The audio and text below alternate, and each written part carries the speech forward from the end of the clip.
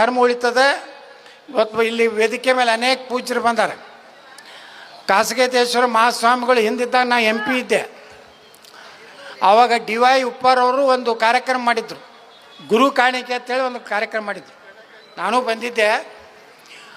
ಆ DY ಉಪ್ಪಾರ್ ಅವರು ಪಾಪ ಅವತ್ತು ಕಣ್ಣೀರು ಆನಂದ ಬಾಷ್ಪದಿಂದ ಭಾಷಣ ಮಾಡಿದ್ರು. ಏನು ಹೇಳಿದ್ರಂದ್ರೆ, ನಾ ಇಟ್ಟು ದೊಡ್ಡ ಕಾಂಟ್ರಾಕ್ಟರ್ಗೆ 2 ಹೆಲಿಕಾಪ್ಟರ್ ಇದ್ದರಪ್ಪ ಅವರು.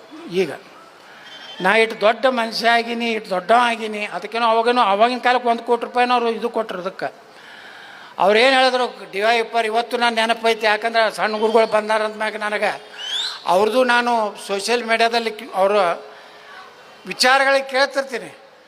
ಅವರು ನನಗೆ ಅನಿಸ್ತದೆ ಬಿಜಾಪುರ ಜಿಲ್ಲಾದಾಗ 2ನೇ ಸಿದ್ದೇಶ್ವರ ಸ್ವಾಮಿಗಳು ಆಗ್ತಾರಂತ.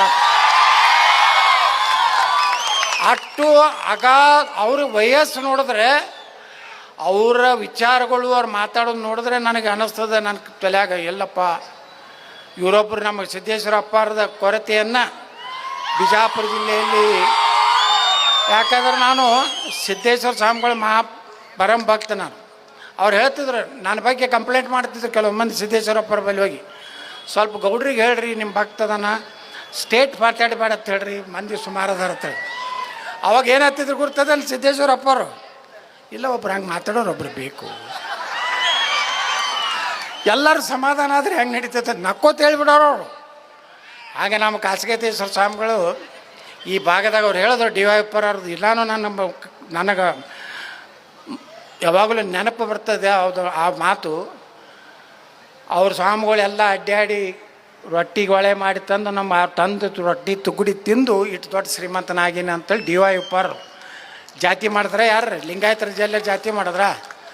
ಇವತ್ತು ತುಮಕೂರು ಸಿದ್ಧಗಂಗಾ ಮಠ ಅಲ್ಲಿ ಹೋದ್ರೆ 10,000 ಮಕ್ಕಳು ಇವತ್ತು ಶಿಕ್ಷಣ ಕೊಡ್ತಾರೆ.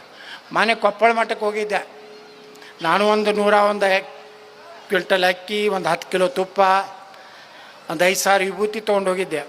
ಇವತ್ತು ಸಿದ್ಧಗಂಗಾ ಮಠ ಬಿಟ್ಟರೆ ಇವತ್ತು ಕೊಪ್ಪಳದ ಗವಿಸಿದ್ಧ ಮಹಾಸ್ವಾಮಿಗಳು ಸಹ ಅಷ್ಟು ಬಡವರಿಗೆ 5,000 ಬಡ ಮಕ್ಕಳಿಗೆ ಇವತ್ತು ಜಾತಿ ಇಲ್ಲ, ಎಲ್ಲ ಜಾತಿ ಜನಾಂಗದವರು ಅದಾರೆ. ಇದು ನಮ್ಮ ವೀರಶೈವ ಲಿಂಗಾಯತ ಸಂಪ್ರದಾಯ ಇದ್ದರೂ ಎಲ್ಲ ಸಮುದಾಯಗಳನ್ನು ಪ್ರೀತಿಯನ್ನು ನೋಡುವಂಥ ಧರ್ಮ. ಎಲ್ಲೋ ಸಣ್ಣ ಪುಟ್ಟ ಅಸ್ಪೃಶ್ಯತೆ ಇದೆ, ಅದನ್ನು ಹೋಗಬೇಕು. ಹಿಂದೂ ಧರ್ಮ ಉಳಿಬೇಕು.